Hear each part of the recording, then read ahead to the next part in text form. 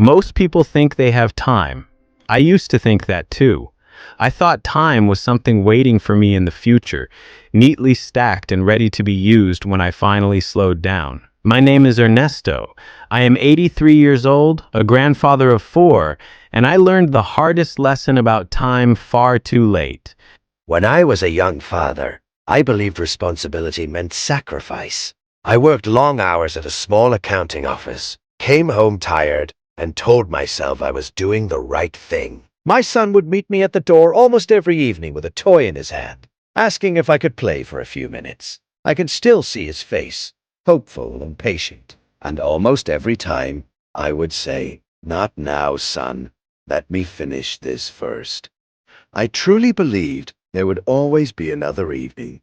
Years passed quietly. Promotions came.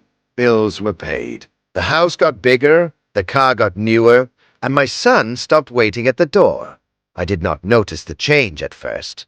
It happened gradually, like the fading of paint on an old wall. He began spending more time in his room, then more time with friends, and eventually more time outside the house than inside it. I told myself that was normal, that boys grow up and become independent. What I did not see was that he had simply learned not to ask. One afternoon, when he was already in his 20s, he visited me before moving to another city for work. We sat at the same dining table where I had once spread out my papers. The table was clear that day, but there was a distance between us that I could not measure. He spoke politely, respectfully, but there was a formality in his voice. When he stood up to leave, he shook my hand instead of hugging me. That small gesture felt heavier than any argument we could have had. It was in that moment I realized that time had not just passed. It had taken something with it. The hardest lesson about time is this: you do not feel it slipping away.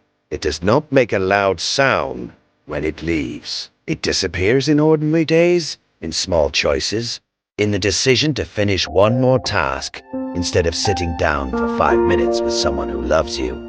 We think we are building a better tomorrow, but sometimes we are quietly trading away the only moments that truly matter. Now, when my grandchildren visit, I close whatever I am doing the moment they call my name. I sit on the floor even if my knees protest. I listen to their stories even when they make no sense. I do it because I finally understand that time is not measured in years, but in presence.